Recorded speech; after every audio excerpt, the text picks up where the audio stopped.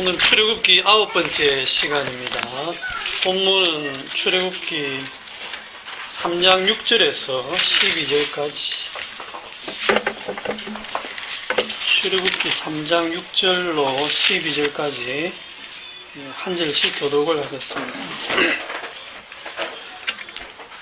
또 이르시되 나는 네 조상의 하나님이니 아브라함의 하나님, 이삭의 하나님, 야곱의 하나님이니라. 모세가 하나님 배웠기를 두려워하여 얼굴을 가리며 여호와께서 이르시되 내가 애굽에 있는 내 백성의 고통을 능히 보고 그들이 그들의 잘못자로 말미암아 부르심을 듣고 그 짐을 알고 내가 내려가서 그들을 애굽인의 손에서 건져내고 그들을 그 땅에서 인도하여 아름답고 광대한 땅, 젖과 꿀이 흐르는 땅, 곧 가나안 족속, 헷 족속, 아모리 족속, 브리스 족속, 히위 족속, 여부스 족속의 지방에 데려가려 하노라. 내가 이스라엘 자손의 부르짖음이 내게 가려고 애굽 사람이 그들을 괴롭히는 학대도 내가 보았으니 이제 내가 너를 바로에게 보내어 너에게 내 백성 이스라엘 자손을 애굽에서 인도하여 내게 하리라. 모세가 하나님께 아뢰되 내가 누구에게 바로에게 가며 이스라엘 자손을 애굽에서 인도하여 내리까. 다 같이 하나님 이르시되 내가 반드시 너와 함께 있으리라. 내가 백성을 애굽에서 인도하여 낸 후에 너희가 이 산에서 하나님을 섬기리니 이것이 내가 너를 보낸 증거니라. 아멘. 지난주 오후에 우리가 말씀을 나누는 중에 물론 뭐 말씀보다는 다른 걸 더 많이 나눕니다만은 그 양문사님이 이제 그런 얘기를 하나 하셨어요. 이제부터는 내 인생을 살고 싶다. 아, 그랬어요? 잊어버리셨어요? 저는 일주일 동안 그 말씀이 이렇게 좀 귀에 맴돌았고, 이때까지는 누구 인생을 살아오셨을까? 그런데 어쩌면은 그 권사님이 그 말씀이 우리들의 그 속내를 좀 잘 이렇게 표현하는 말이 아닌가 이런 생각을 했어요. 내 인생이다. 내 인생. 이게 사람 인자에 이게 뭐 사람의 삶이다 이렇게 말할 수 있겠죠. 내 인생. 저와 여러분들의 인생을 한번 보세요. 하루의 삶이 연장돼서 그게 우리 평생이거든요. 하루 사는 건 뭐 어떻게 삽니까? 쫙 압축시키면 먹고 마시고 사고 팔고 시집 가고 장가 가고 그거로 딱 압축이 됩니다. 고만고만해요. 그거를 더 줄여버리면 생존입니다. 생존. 그냥 먹고 살자. 나는 살아남아야 되겠다. 그걸로 압축이 됩니다. 그럼 성도는 어떻게 살까? 성도는 어떻게 살까? 결론은 아시죠? 결론으로 가기 전에 일단 우리 인생이라고 하는 걸 한번 처음부터 한번 출발을 해봅시다. 보통 사람들은 뭐로 사느냐? 지난주 오후에 또 재밌는 얘기가 있습니다. 이병태 집사님이 무슨 얘기를 하는 중에 복권 얘기를 하셨습니다. 농담 삼아 이렇게 제안을 하셨어요. 미국이나 이런 나라들에는 이제 단체로 돈을 이렇게 걷어가지고 이제 복권을 사서 혹시 걸리면 서로 나누어서 그런 게 이제 문화처럼 되어 있다 이렇게 얘기를 했는데 듣고 보니까 다들 이렇게 아멘 할 정도로 막 이렇게 공감이 되고 진짜 여기 한번 도입할까 이런 생각까지도 막 들었잖아, 그죠? 그래서 사실은 복음을 나눌 때보다도 더 진지하게 얘기들을 나누시는 것 같아서 저도 조금 당황스러웠습니다. 그러니까 우리가 아무리 복음을 나눈다, 우리가 복음을 안다 이래도 결국은 돈이 좋은 거예요. 왜냐하면 돈이 우리들이 겪고 있는 거의 대부분의 문제를 해결해 주거든요. 내 몸이 편한 게 좋은 거고, 내가 아파도 돈이 있어야 되고, 잘 먹고 잘 살려고 하면 또 돈이 있어야 되고. 그래서 여러분들이 살아오면서 딱 배운 게 뭐냐면 하나님은 별로 도움이 안 되더라는 거예요. 실질적으로 도움되는 거는 내 호주머니에 돈이 들어와야 그게 내 삶에 실질적으로 도움이 된다는 겁니다. 그래서 누군가가 이렇게 돈 버는 비결을 탁 얘기해주면 귀가 솔깃하죠. 그 세계적인 투자가로 유명한 워렌 버핏이라는 사람이 있는데 그 사람하고 점심을 같이 하는 그 점심을 경매로 붙이면 20억에서 한 40억 됩니다. 지금 근래는 한 30억 정도로 이렇게 낙찰이 되는데, 점심 같이 함께 먹는데 30억이. 그 워렌 버핏이 어디에 어떻게 투자해서 돈을 그렇게 잘 벌까 하는 그 비결을 배우고 싶어서 그 몇십억 되는 돈을 투자를 하는 거예요. 그 사람에게 무슨 생명의 복음이 있어가지고 듣고 싶어서 그러겠습니까? 그런 걸 보면 인간이 무엇을 추구하는가 하는 그 단면을 볼 수가 있어요. 인간은 예외 없이 다 그렇게 추구하는 것이 딱 따지고 보면 돈입니다. 너희가 하나님과 재물을 겸하여 섬길 수 없다 라고 하시는 말씀은 하나님을 섬겨라 그렇게 들리지만 너희들은 돈을 섬기고 있다 그런 얘기입니다. 그 얘기를 들으면 이제 나는 이제부터 돈 안 섬기고 하나님 섬겨야지 그런 마음이 들지만 실상은 우리가 돈을 섬기고 있거든요. 그 말씀을 들으면서 주님 제가 하나님을 섬긴다고 생각했지만 결국 제가 돈을 섬기고 있군요 하는 걸 우리의 삶 속에서 그것이 계속 발각이 돼야 됩니다. 그러니까 하나님의 영광을 위해서 사는 인간 없습니다. 거룩은 뭐 개코로 거룩합니까? 우리 그냥 사는 모습 보면 다 그렇거든요. 자, 교회 장로라고 하는 이명박 전 대통령을 욕할 게 없어요. 우리가 그 사람의 지위와 권력과 그 위치에 있지 않아서 그렇지 우리도 그 자리에 있으면 다를 바 없습니다. 이명박 전 대통령 욕하는 이유는 적당히 해먹지 너무 해먹었다는 거예요. 너무 돈을 아니까 그 사람. 적당히 해먹고 적당히 좀 나눠주고 무엇보다도 우리 이 백성들의 삶이 살림살이가 나아졌다고 하면 누구도 시비 안 겁니다. 아이고 그 정도는 해먹을 수 있다. 왜냐하면 일단 내가 손해를 안 보고 내가 살림살이가 좋아지면 참 정치 잘한다. 대통령 잘한다. 이렇게 됩니다. 무슨 짓을 하든지. 그게 우리들 속에 있는 욕망이거든요. 그러니까 우리가 여러분 자신이든 누구에게든 물어보면 사람이 무엇으로 사느냐, 인생의 목적이 뭐냐 이렇게 물으면 다 자기 행복이에요. 자기를 위해서 삽니다. 행복하기 위해서. 다 자기 잘 되기 위해서 사는 거죠. 그게 다르게 표현하면 자기를 섬기는 거예요. 자기를. 어느 누구도 이런 대답은 안 합니다. 나는 하나님을 만나가지고 이제 더 이상 나를 섬기지 않고 하나님만 섬기고 살고 싶습니다. 제발 하나님 만날 그날을 손꼽아 기다립니다. 이런 사람 없어요. 그런 사람 있다면 좀 정신 나간 사람이겠죠. 근데 오늘 12절 말씀에 보면 하나님 뭐라고 하시냐면 3장 12절을 한번 보시죠. 하나님이 이르시되 내가 반드시 너와 함께 있으리라. 네가 그 백성을 애굽에서 인도하여 낸 후에 너희가 이 산에서 하나님을 어떻게 한다? 섬기리니. 하나님을 섬기게 하겠다라는 거예요. 지금 앞부분에서는 이스라엘 백성들이 막 그 애굽인들에 의해서 학대를 당하고 괴롭힘을 받으면서 너무너무 살기가 힘들어가지고 부르짖잖아요. 도와주세요. 살려주세요. 뭐 이렇게 부르짖는데 그렇게 이스라엘 백성들이 부르짖는 이유, 기도하는 이유가 뭡니까? 너무 살기 힘드니까 좀 편하게 살게 해주세요. 그렇게 기도하는 거지. 이스라엘 백성들이 하나님 섬기고 싶어 죽겠어요. 이렇게 기도합니까? 그런 거 아니잖아. 그죠?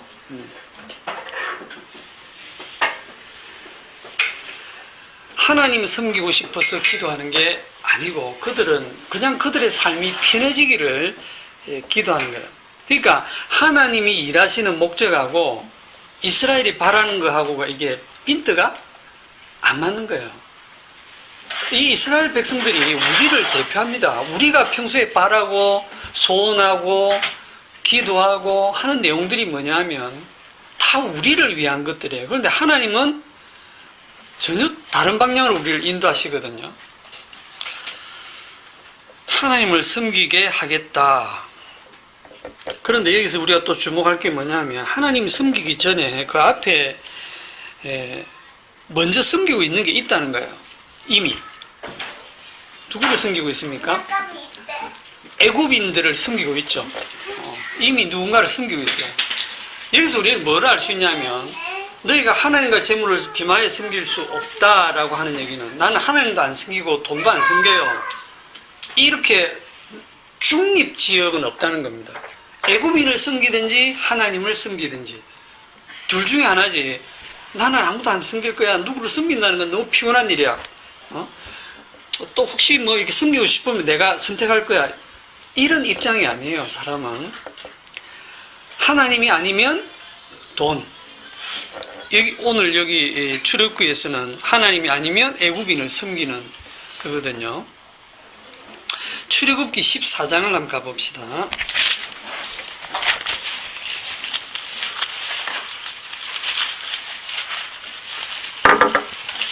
출애굽기 14장에 가면 하나님께서 이스라엘 백성들을 진짜 막다른 골목에 딱 막다른 곳에 이렇게 몰아붙이니까 그들이 뭘 섬기는가 하는 것이 딱 드러납니다. 14장 11절 그들이 또 모세에게 이르되 애굽에 매장지가 없어서 당신이 우리를 이끌어내어 이 광야에서 죽게 하느냐 어찌하여 당신이 우리를 애굽에서 이끌어내어 우리에게 이같이 하느냐 우리가 애굽에서 당신에게 이런 말이 이것이 아니냐 이르기를 우리를 내버려 두라 우리가 애굽 사람을 섬길 것이라 하지 아니하더냐 애굽 사람을 섬기는 것이 광야에서 죽는 것보다 낫겠노라. 그러니까 이 14장 12절에 보면 네 죽을래? 애굽 사람 섬길래? 대답이 뭡니까? 죽는 건 싫어. 애굽 사람 섬길래. 죽기보다는 애굽 사람을 섬기고 살래.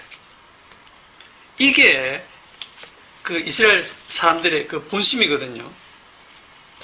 이게 사람입니다. 그런데 이 애굽 사람이 뭘 상징하느냐 하면 오늘날로 치면 이 세상 권세를 쥐고 있는 이 세상을 장악하고 있는 마귀거든요. 마귀의 권세 아래 사로잡힌 인간이 마귀가 너 죽을래? 나한테 절할래? 나를 섬길래? 너 죽을래? 나 죽을래. 이래 안 합니다. 당신을 섬기겠습니다. 이래 나오지. 죽는 것보다는 당신을 섬기는 게 낫겠습니다. 그게 이제 히브리서 2장 15절에 가면 또 죽기를 무서워함으로 한평생 매여 종로로 타는 모든 자라고 우리를 표현을 해요.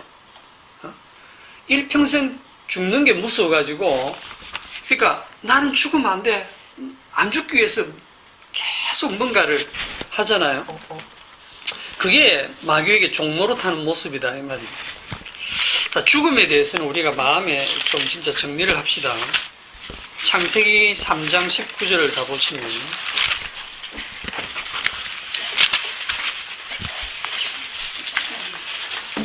창세기 3장 19절 다같이 시작. 네가 흑인이 돌아갈 때까지 내가 땀을 내가 먹을 것을 먹으니 네가 이것에서 죄함을 얻었으며 너는 흑인이 흙으로 돌아갈 것이라 하시니라. 저와 여러분은 흙이다라고 하나님이 선언하시고 너는 흙이니 어디로 돌아간다? 흙으로 돌아갈 것이다.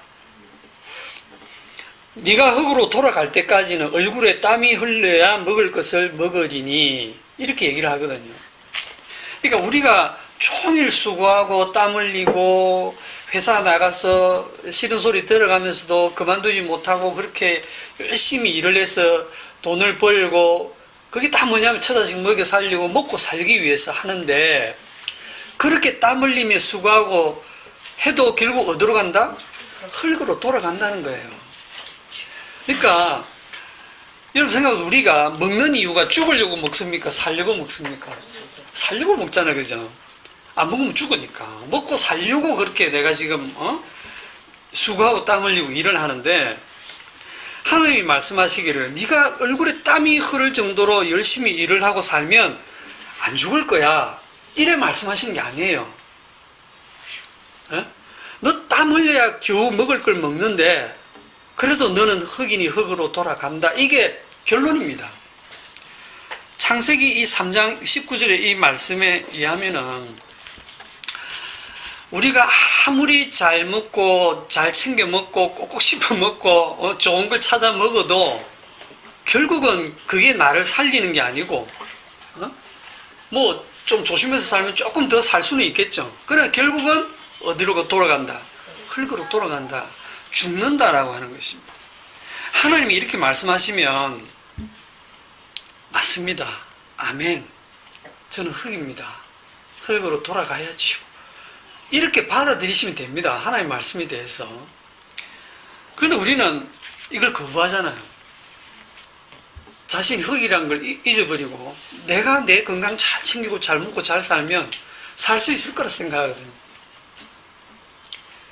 그러니까 이 하나님의 말씀을 보고 너무 살려고 하지 마세요. 너무 안 죽으려고 하지 마시고 적당한 기회가 오면 곱게 죽어주세요. 자꾸 살려고 하기 때문에 사기도 당하고 자꾸 살려고 하기 때문에 사는 게 힘든 거예요. 근데 제가 이런 말씀 드리면 여러분들이 지금 건강할 때 들으면 그냥 웃고 넘기는데 여러분 지금 아파 죽을 지경에 이런 얘기 들으면 성질 팍 납니다. 진짜 나보고 죽으란 말이야. 지금 윤 집사 지금 죽을 지경이 돼가지고 나보고 죽으란 말이야. 이런 지금 표정으로 쳐다보는데 그게 사람이에요. 인생에서 더 잘 먹고 더 잘 산다고 달라지지 않아요. 그거는 역사가 말해주고 있고 지금까지 어떻게 살아도 결국은 사람은 다 죽었어요. 죽고 나면 끝인 거예요. 자, 인생에 대해서 정말 여러분들이 소원하고 바라고 나도 한번 저런 걸 해봤으면 하는 그 모든 부귀와 영화를 누려본 분이 있죠. 성경에. 솔로몬. 그 솔로몬이 하는 말을 한번 들어봅시다. 전도서 2장. 솔로몬이 이 지혜, 하나님이 주신 지혜로 지혜만 있을 뿐 아니라 하나님이 부귀와 영화까지 줘가지고 진짜 사람으로서 누릴 수 있는 걸 다 누리게 해줬어요. 샘플로. 여러분도 그 샘플 되고 싶죠? 전도서 2장을 봅시다. 2장 1절에 나는 내 마음에 이르기를 자 내가 시험삼아 너를 즐겁게 하리니 너는 낙을 누리라 하였으나 보라 이것도 헛되거든. 이거 우리 많이 하거든요. 시험삼아 내 진짜 이번에 먹고 한번 죽어보자. 시험삼아 너를 즐겁게 막 온갖 쾌락을 다 향해서 너를 즐겁게 할 테니까 한번 낙을 누려보자 했는데 그걸 다 누려보니까 헛되다는 거죠. 2절에 내가 웃음에 관하여 말하기를 이르기를 그것은 미친 것이라 했고 희락에 대하여 이르기를 이것은 무슨 소용이 있는가 했는데 나중에 그게 다 헛되고 험하니까 막 웃고 놀고 하는 것도 참 미친 짓이다 이렇게 보는 거예요. 3절에 내가 내 마음으로 깊이 생각하기를 내가 어떻게 하여야 내 마음을 지혜로 다스리면서 술로 내 육신을 즐겁게 할까. 비 온 날이면 막걸리 한 잔 탁 걸치면서 파전해가지고 딱 좋거든요. 우리 딸님이 와서 해줍니다. 이런 마음 들거든요. 어떻게 하면 술로 내 육신을 즐겁게 할까? 또 내가 어떻게 해야 천하의 인생들이 그들의 인생을 살아가는 동안 어떤 것이 선한 일인지를 알아볼 때까지 내 어리석음을 꼭 붙잡아 둘까 하여 나의 사업을 크게 하였노라. 내가 나를 위하여 집들을 짓고 포도원을 일구며 여기저기 투자하고 주식 투자도 해보고 그냥 경매도 해보고 이렇게 이제 사업을 확장을 시켜보고 그렇게 한다는 거예요. 여러 동산과 과원을 만들고 그 가운데 각종 과목을 심었으며 나를 위하여 수목을 기르는 삼림에 물 주기 위해서 못들을 팠으며 남녀 노비들을 사기도 하였고 나를 위하여 집에서 종들을 낳기도 하였으며 나보다 먼저 예루살렘에 있던 모든 자들보다도 내가 소와 양떼의 소유를 더 많이 가졌으며 은금과 왕들이 소유한 보배와 여러 지방의 보배들을 나를 위하여 쌓고 또 노래하는 남녀들과 인생들이 기뻐하는 첩을 많이 두었노라. 솔로몬이 몇 명을 뒀어요? 1,000명인가? 700명인가? 네. 네, 뭐 그런 걸 다 기억하신다. 내가 이같이 창성하여 나보다 먼저 예루살렘에 있던 모든 자들보다 더 창성하니 내 지혜도 내게 여전하도다. 무엇이든지 내 눈이 원하는 것을 내가 금하지 아니하며 무엇이든지 내 마음이 즐거워하는 것을 내가 막지 아니하여. 그러니까 내가 보고 내가 즐거운 거는 하나도 내가 금하지 않고 다 해봤다는 거예요. 오만 짓을 다 해봤다는 거예요. 이는 나의 모든 수고를 내 마음이 기뻐했습니다. 이것이 나의 모든 수고로 말미암아 얻은 몫이로다. 그 후에 내가 생각해 본즉 내 손으로 한 일과 내가 수고한 모든 것이 다 헛되어 바람을 잡는 것이며 해 아래서 무익한 것이로다. 공감하세요? 지는 해봤으니까 지는 해봤으니까 그렇지. 아이고 그래 하나님 이거 뭐 불공평하네. 여러분 솔로몬이 한 것으로 우리한테 적용을 시키시는 거예요. 세상이 울퉁불퉁하죠. 이건 이 전도서의 첫 출발이 뭐냐면 다윗의 아들, 전도서 1장 1절에 다윗의 아들 예루살렘 왕 전도자의 말씀이라. 전도자가 이르되 헛되고 헛되며 헛되고 헛되니 모든 것이 헛되도다. 모든 것이 헛되면 왜 살아? 지금 당장 죽자 이런 생각 안 드세요? 다 헛되다는데 왜 헛될까요? 이 땅에서 해 아래서 행하는 모든 것들이 어떤 즐거움을 누리고 어떤 걸 해봐도 그게 다 헛된 이유가 뭘까요? 지나가거든요. 이 솔로몬의 한 유명한 말이 있습니다. 이 또한 지나가리라. 아무리 즐거운 일이든지 아무리 고통스러운 일이든지 이 또한 지나가리라. 지나간다는 거예요. 지나가고 나면요 과거가 되고 그거는 잊혀져야 아무것도 아니에요. 지나가 버린다는 거예요. 잠시 잠깐 있다가 지나가 버리는 거예요. 그러면 안 지나가는 건 뭡니까? 영원히 있는 것은 뭡니까? 베드로전서 1장으로 가봅시다. 베드로전서 1장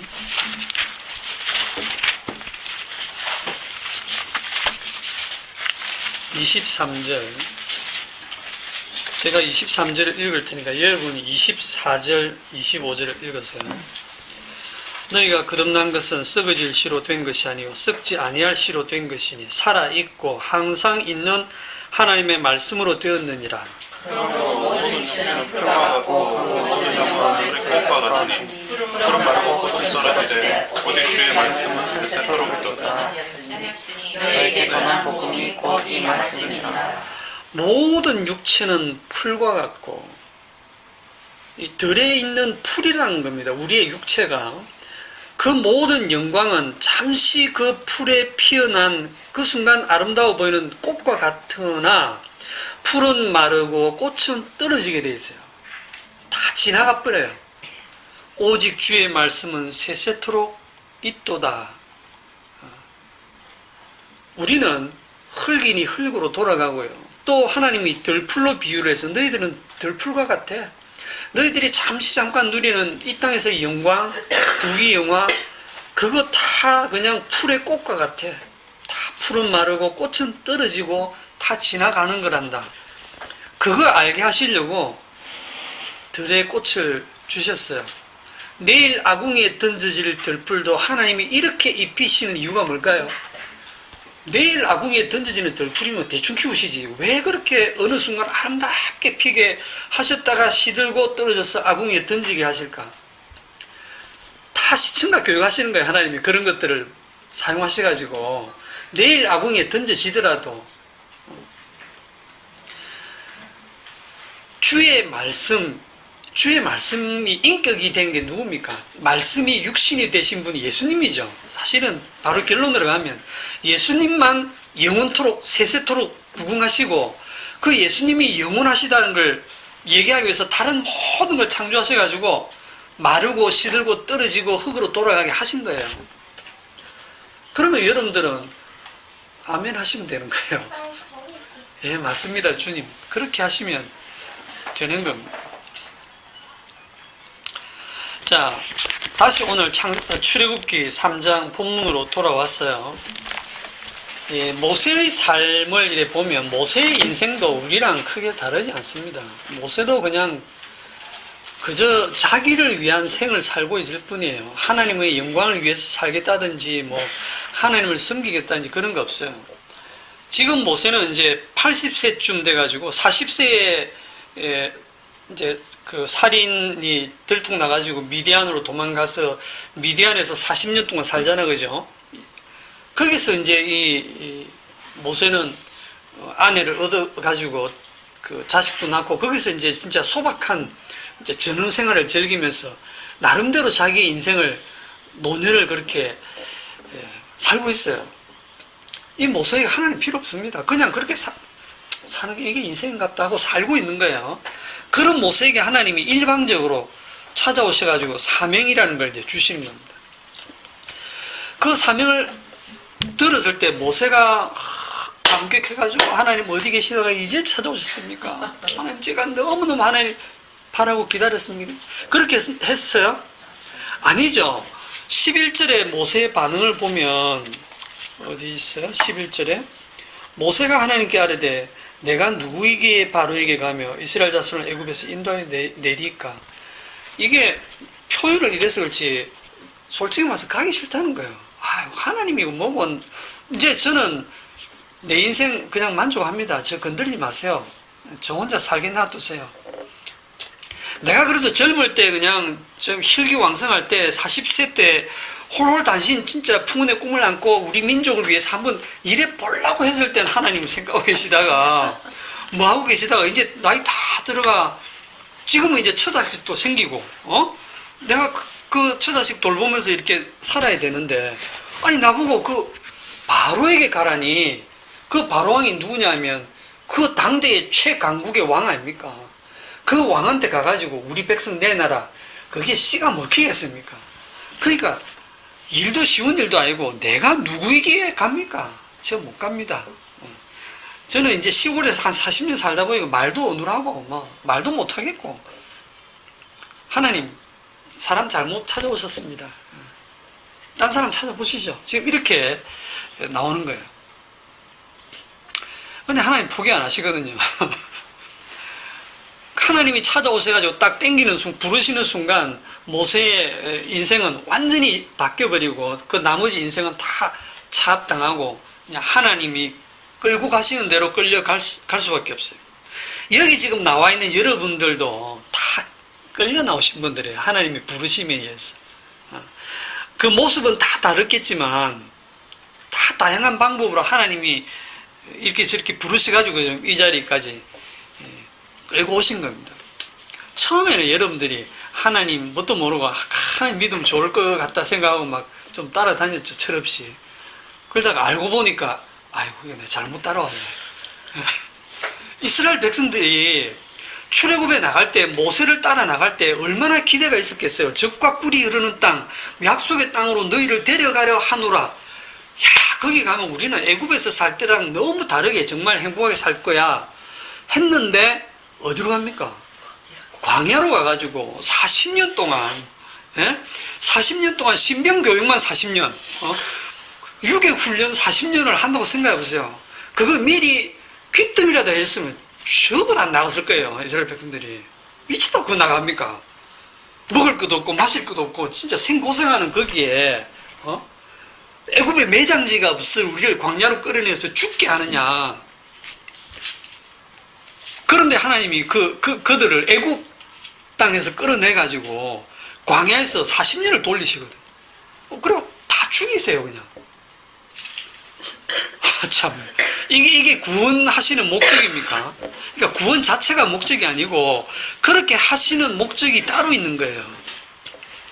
자, 애굽 땅에서 이스라엘 백성을 왜 끌어내십니까? 이걸 오늘 우리한테 적용하면 여러분들을 세상에서 왜 끌어내서 이 자리에 와서 복음을 듣게 하고 복음을 알게 하시고 왜 하나님을 믿게 하십니까? 예수님을 믿게 하십니까? 여러분을 세상에서 왜 불러내셨어요? 그게 아까 말씀드린 것처럼 12절에 하나님을 섬기게 하려고. 하나님을 섬기게 하려고. 나 싫은데. 할 수 없어요. 하나님한테 한번 잡히면 이건 원치 않은 곳으로 끌려가는데 대책이 없어요. 나중에 다 지나고 나면 아유 하나님 저를 잘 끌고 오셨습니다. 이런 고백이 나올 때가 있을 겁니다. 하나님은 일방적으로 일을 하실 수밖에 없어요. 왜냐하면 우리는 모르기 때문에. 출애굽기 4장 22절을 가봅시다. 출애굽기 4장 1절, 2절, 3절을 보겠습니다.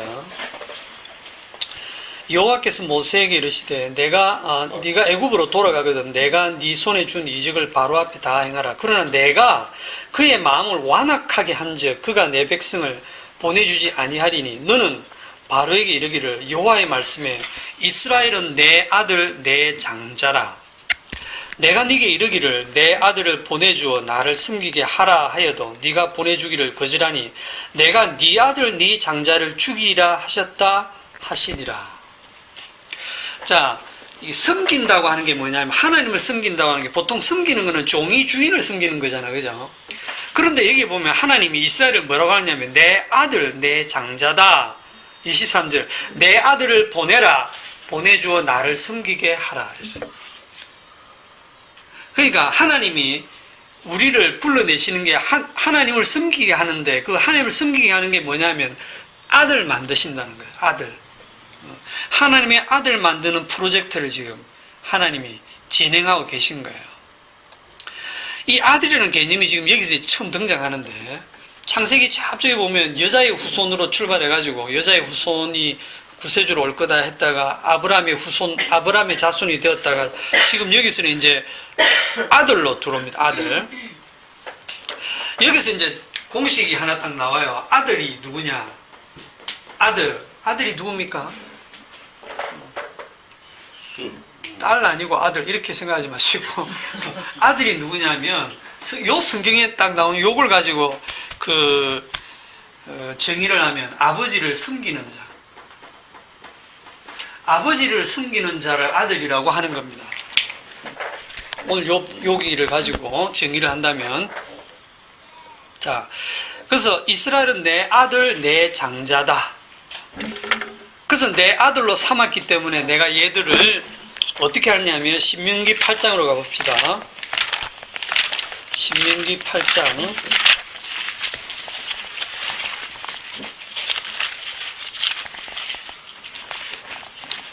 신명기 8장 2절에서 6절까지 신명기 8장 2절에서 6절까지 같이 읽읍시다. 내 하나님 여호와께서 이 40년 동안에 네게 광야길을 걷게 하신 것을 기억하라. 이는 너를 낮추시며 너를 시험하사 내 마음이 어떠한지 그 명령을 지키는지 지키지 않는지 알려 하심이라. 너를 낮추시며 너를 줄이게 하시며 또 너도 알지 못하며 네 자성들도 알지 못하던 만나를 네게 먹이신 것은 사람이 떡으로만 사는 것이 아니요 여호와의 입에서 나오는 모든 말씀으로 사는 줄을 네가 알게 하려 하심이니라. 이 40년 동안에 네 의복이 헤어지지 아니하였고 네 발이 부르트지 아니하였느니라. 너는 사람이 그 아들을 징계함 같이 내 하나님 여호와께서 너를 징계하시는 줄 마음에 생각하고 내 하나님 여호와의 명령을 지켜 그의 길을 따라가며 그를 경외할지니라. 아멘. 아버지의 말씀 여기 보면 5절에 보면 사람이 그 아들을 징계함 같이 내 하나님 여호와께서 너를 징계하시는 줄 생각해라. 이게 무슨 얘기냐면 이스라엘은 내 아들 내 장자라고 했기 때문에 이미 아들로 삼으신 거예요. 아들로 삼았기 때문에 너를 내가 광야 40년을 지금 걷게 했다라는 거예요. 걷게 하는 이유가 뭐냐? 너의 마음을 낮추고 너를 시험에서 너를 낮추고 너를 줄이게 하고 너에게 만나를 먹이고 하는 그 목적이 뭐냐 하면 사람이 떡으로 사는 것이 아니요 여호와의 입에서 나오는 모든 말씀으로 사는 줄을 네가 알게 하려 하심이라. 지금 마음이 낮아지고 그리고 여호와의 말씀으로 사는 아버지 하나님의 말씀으로 사는 자가 아들인데 그렇게 하려고 지금 광야를 40년을 돌렸다라는 건데 광야 40년 돌고 나서 그렇게 됐습니까? 이스라엘 백성들이 마음이 낮아지고 정말 말씀대로 살고 그렇게 됐어요? 안 됐죠.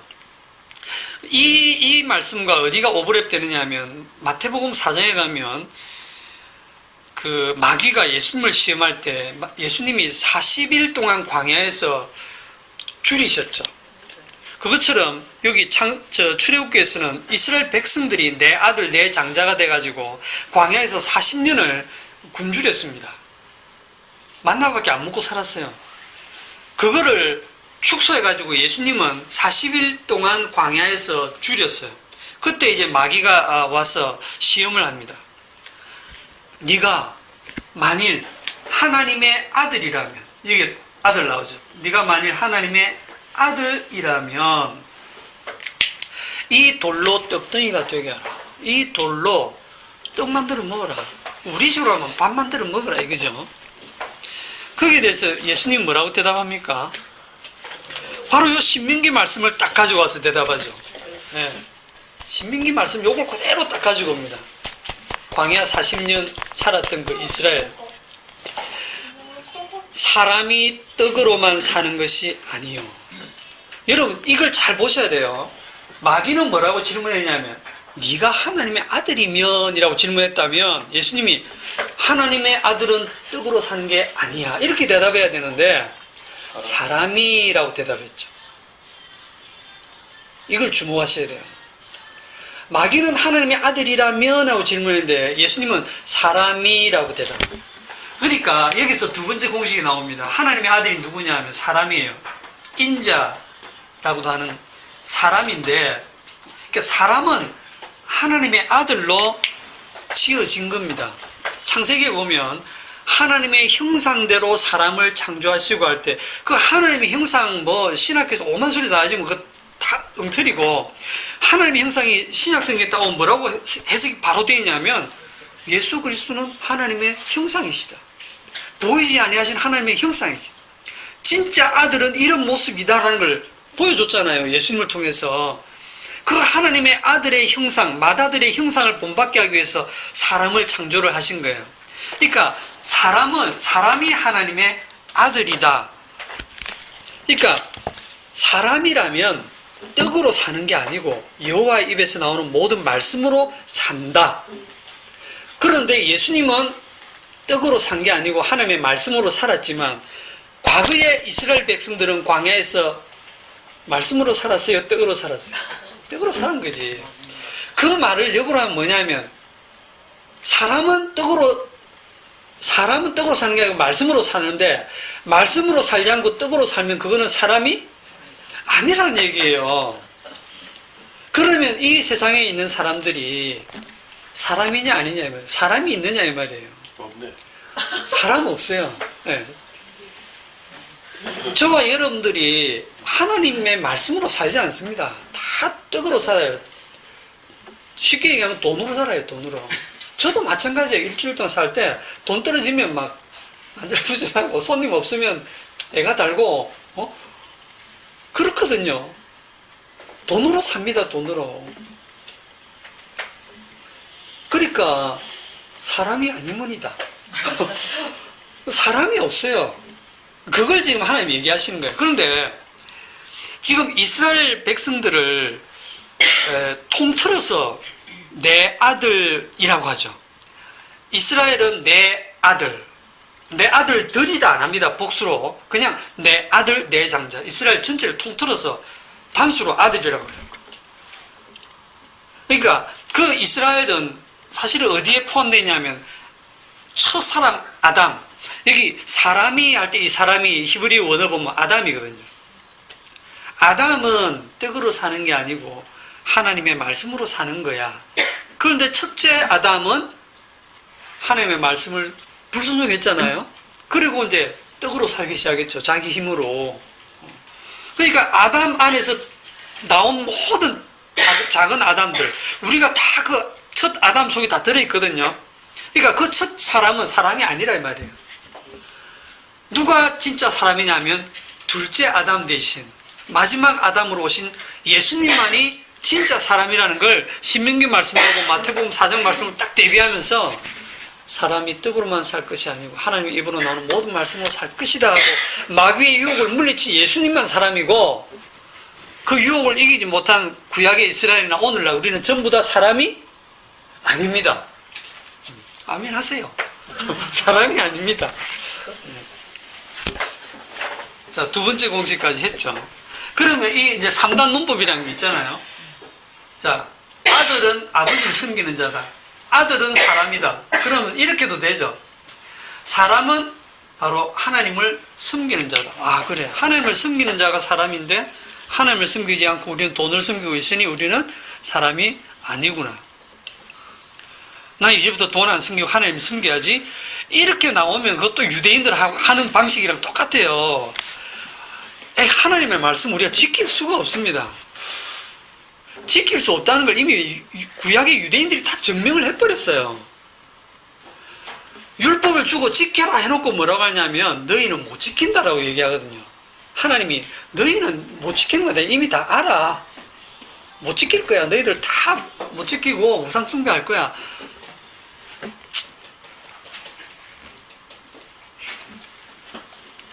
자, 그러면 구약의 이스라엘 백성들은 사람으로 사는 것, 즉 하나님의 아들이라고 부름받았는데 하나님의 아들로서 아버지를 섬기는 자로 살았느냐. 아버지를 섬긴다고 하는 게 또 신명기 말씀으로 연결지으면 결국은 여호와의 입에서 나오는 모든 말씀으로 사는 자거든요.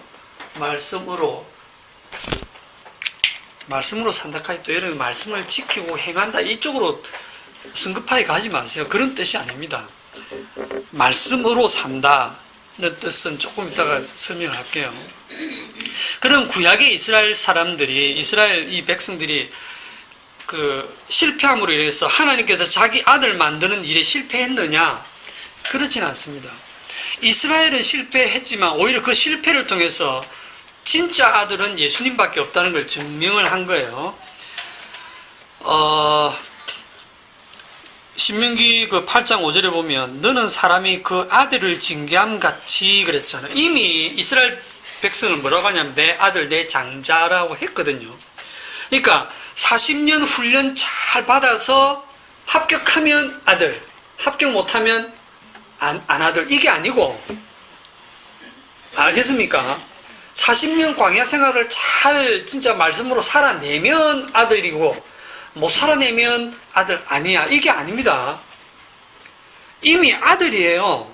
내 아들 내 장자다 내 나라 해놓고 내 아들이기 때문에 사람이 아들을 징계함처럼 하나님이 너희들을 지금 다루고 있는 게 지금 광야에서 이렇게 뺑뺑이 돌리는 거야. 왜 돌리시는데요? 그거는 사람이 떡으로만 사는 것이 아니고 하나님의 입으로 나오는 모든 말씀으로 산다는 걸 알게 하려고 하는 거야. 이 말씀 알아들을까요? 못 알아들을까요? 못 알아들어요. 전혀 못 알아듣습니다. 그냥 하나님 일방적으로 말씀하시는 거예요. 자, 그러면 하나님의 아들은 언제 어떻게 만들어졌을까요? 이 하나님의 아들은 언제 어떻게 만들어졌을까요? 하나님의 아들은 광야 40년 동안 말씀 잘 지켜서 만들어집니까? 아니에요. 하나님의 아들이 언제 만들어졌을까요? 창세전에. 오늘 출애굽기 말씀에 의하면 아까 봤던 출애굽기 4장 23절로 가보면 출애굽기 4장 왔다 갔다 하는 논리를 잘 따라오세요. 출애굽기 4장 23절 22절에서 너는 바로에게 이르기를 여호와의 말씀에 이스라엘은 내 아들 내 장자다. 내가 네게 이르기를 내 아들을 보내어 나를 섬기게 하라 해도 네가 보내주기를 거절하니 내가 네 아들 네 장자를 죽이리라 하셨다 하라 하시니라. 자, 여기 보면 하나님이 자기 아들을 만들어내시는 방법이 바로의 마음을 완악하게 해서 아들을 보내주기를 거절하게 해가지고 하나님이 네가 거절하니 그러면 내가 너 애굽 땅에 있는 모든 장자를 죽이겠다 하고 애굽 땅의 모든 장자를 죽이는 과정에서 자기 아들을 만들어내세요. 애굽 땅에 있는 모든 장자를 죽이는 과정에서. 자, 애굽 땅에 있는 모든 장자를 죽이는 그날 밤이 뭐냐면 10번째 재앙이잖아요. 10번째 재앙 때에 어린 양의 피, 6월절 어린 양의 피, 이게 6월절 그 모세에게 얘기를 했잖아요. 이날 밤에 그 죽음의 천사가 각 집을 다 방문을 하는데 그 집에 장자를 죽이겠다. 장자를 죽인다는 것은 오늘날은 그런 개념이 없지만 장자의 개념은 가족의 대표입니다. 대표. 장자를 죽인다는 것은 그 가족 다 죽였다는 겁니다. 다 죽인다는 거예요. 장자를 죽인다는 거예요. 장자가 살면 가족이 다 사는 거예요. 대표입니다. 그러면 이스라엘은 내 아들, 내 장자다라고 해놓고 또 그 이스라엘 안에서 개별적으로 그 가족마다 다 장자를 다 뽑아내서 대표로 삼거든요. 그 장자들을 지금 다 죽이겠다는 거예요. 하나님, 죽이는데 단 어린 양을 잡아서 그 피를 문 좌우, 문 기둥, 문 설주에 이렇게 피를 이렇게 발라라. 그러면 죽음의 천사가 와서 피를 딱 보는 순간 피를 보면 넘어가리라. 아, 이 집에는 벌써 심판받았네. 어린 양과 함께 죽었네. 장자가 이미 죽었네. 안 들어가 봐도 되겠네 하고 천사가 넘어간다 이 말이에요. 죽음의 사자가. 그리고 피가 없는 그 집은 들어가서 장자를 죽이는 거예요. 이거는 뭐 바로 왕의 장자든 여종의 장자든 짐승의 처새끼든 구분 없이 다 죽인다는 거예요. 착하고 못되고 안 따집니다. 성격 안 따지고 인물 안 따집니다. 무조건 장자 다 죽이는 거예요. 그 장자를 죽인다는 건 그 집 끝났다는 거예요. 이미 심판으로 다 죽인다는 거예요. 딱 기준이 뭡니까? 피입니다. 피. 자, 이스라엘 자손 중에서 피 안 발랐다. 어떻게 될까요? 죽습니다. 애굽 사람 중에서 눈치가 빠른 사람. 야, 우리 지금 10번째까지 지금 9번 재앙 당할 때 저 이스라엘 사람들이 하는 대로 막 그 가축 재앙 당할 때 가축을 진짜 같이 이렇게 피신시킨 가축은 괜찮았었거든요. 그런 것처럼 막 피를 이렇게 바르니까 똑같이 하자 우리도 이래갖고 양 잡아갖고 피 바른 애굽 집안 죽었을까 안 죽었을까? 안 죽었어요. 이게 뭘 얘기하느냐 하면 하나님은 이 죽음의 사자는 이스라엘 사람이냐 애굽 사람이냐로 따지는 게 아닙니다. 혈통을 따지는 게 아니에요. 표면적 이스라엘이 아니에요. 그걸 안 따진다니까요. 피가 있냐 없냐로 따지는 거예요. 피가 발려져 있으면 그건 하나님의 장자다. 피가 없다? 그건 심판받는 거예요. 사람이 아니기 때문에 죽는 거예요. 그래서 여러분들이 이제 여기서 확실히 이제 그 헷갈리지 말고 알아야 될 게 뭐냐면 하나님의 아들이 어린 양의 피로 지금 만들어지거든요. 이제 세 번째 공식. 이 하나님의 아들이 어린 양의 피가 발려진 자가 아들이 되는 겁니다. 이때 아들이 만들어졌어요. 이미 피로 인해서 어린 양의 피로 구속함을 받은 그가 하나님의 아들이에요. 그럼 오늘날로 어린 양의 피는 뭘 상징하죠? 예수님의 십자가 피잖아, 그죠? 십자가 지신 예수를 믿는 사람이 하나님의 아들이에요. 그게 사람이에요. 물론 예수님을 믿는다 해서 사람 되는 건 아니죠. 예수 그리스도 안에서 그 사람으로 인정되어지는, 의롭다고 인정되어주는 죄인. 본질은 죄인인데 의롭다고 해주시는, 의롭다함을 받은 죄인. 어렵다. 자, 그러면 진짜 하나님의 아들이신 예수님하고 그 예수님의 피로 하나님의 아들 된 그 아들들하고 차이점이 뭐냐? 똑같은 하나님의 아들 아니냐? 아니요, 차이가 있습니다. 로마서 8장 로마서 8장 14절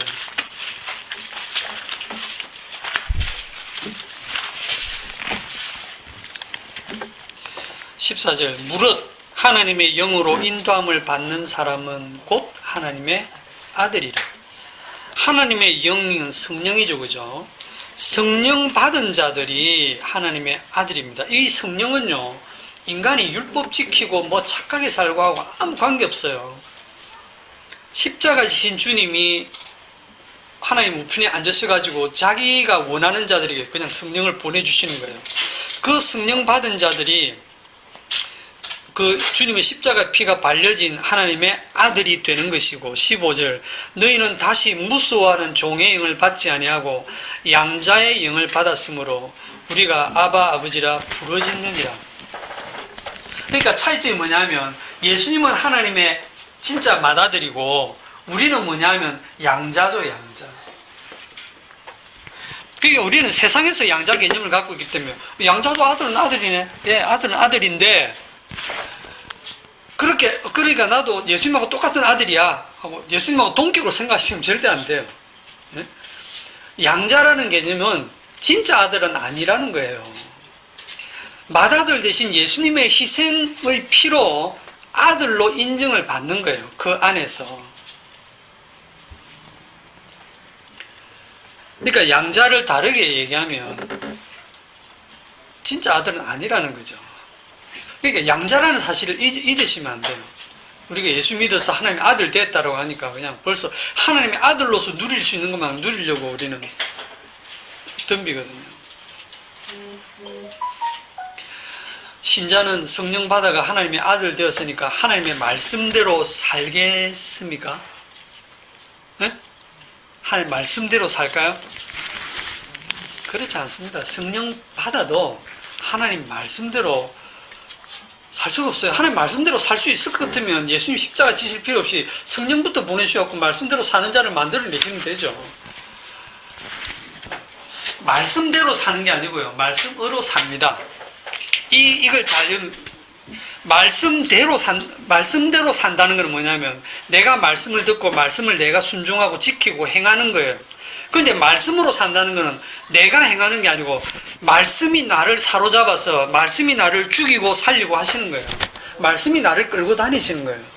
말씀이 너는 죄인이야. 너는 죄인인데 주님의 피로 의롭다함을 받은 죄인이야. 그렇게 끌고 다니시는 거예요. 그러면서 이 땅에 사는 삶은 너는 들풀과 같고 너는 흙과 같아. 너는 마르고 너는 흙으로 돌아가게 돼. 그걸 지금 계속 성령은 얘기를 하시는 거예요. 차이를 아시겠죠?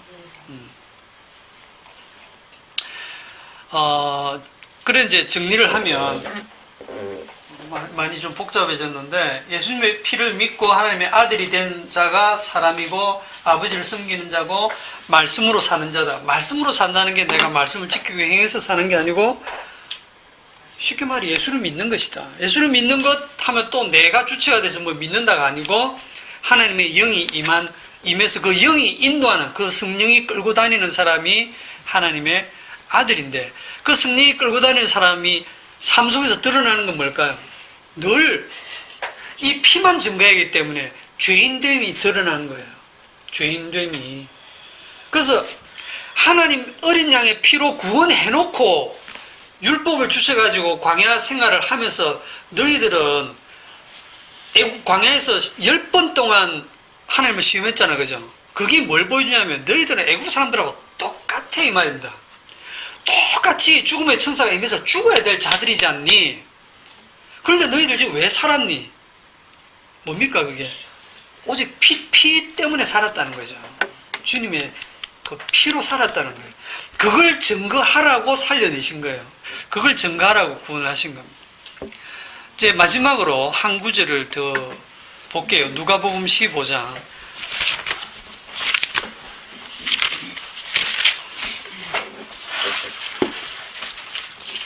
누가복음 15장 28절.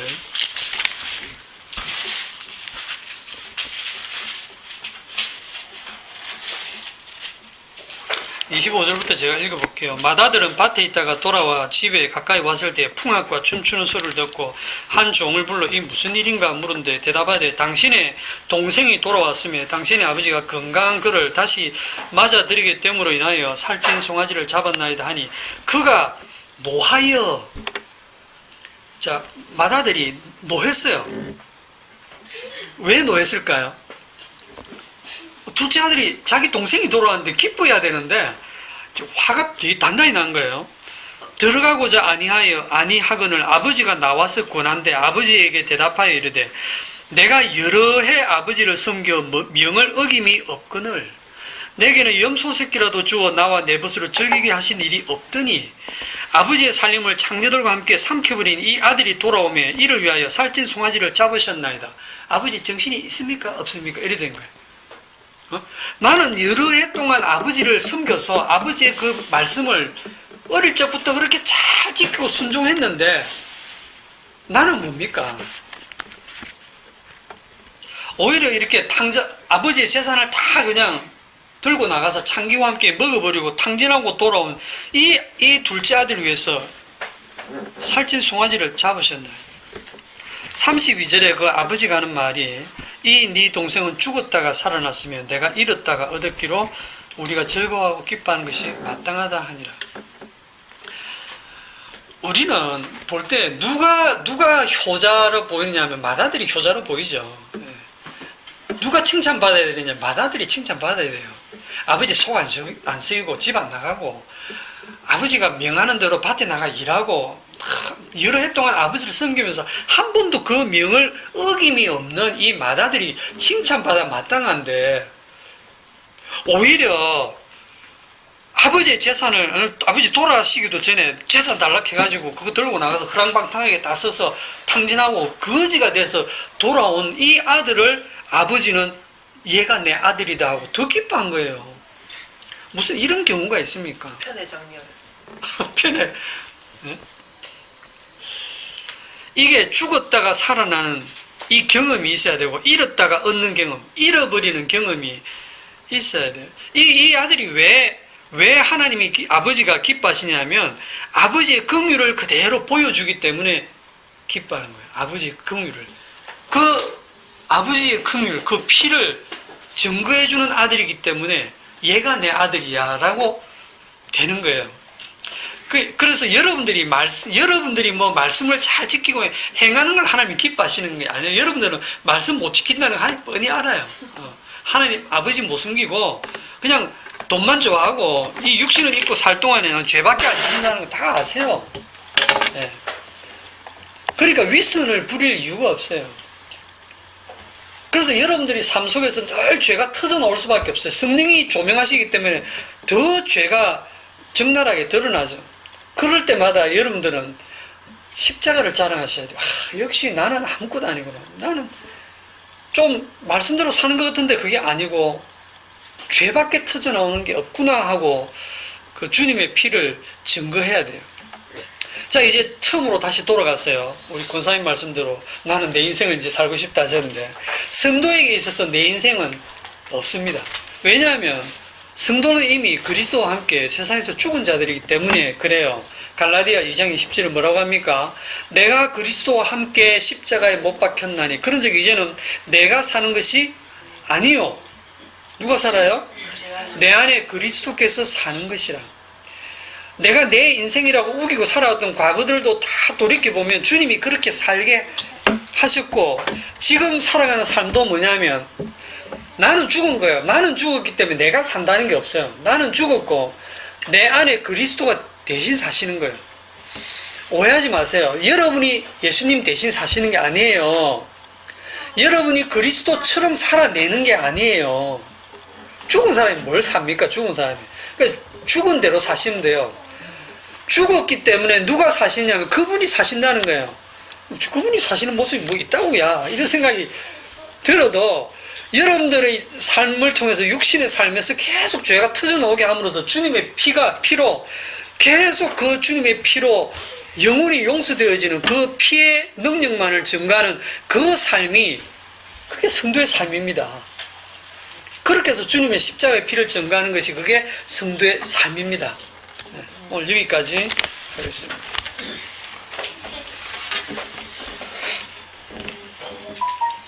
하나님, 우리는 하나님의 영광도 모르고 하나님의 말씀대로 살 수도 없는 철저하게 죄 아래 갇혀 있는 존재임을 이제 알게 되었습니다. 우리의 삶을 살아가면서 우리에게서 감추어져 있던 죄들이 터져 나올 때마다 나를 향해서 정죄하고 책망할 것이 아니라 이런 죄인을 구원하신 그 주님의 십자가의 피의 능력을 더욱 높이고 찬양할 수 있는 저희들이 삶이 되게 하여 주옵소서. 예수님의 이름으로 기도합니다. 아멘. 수고했습니다.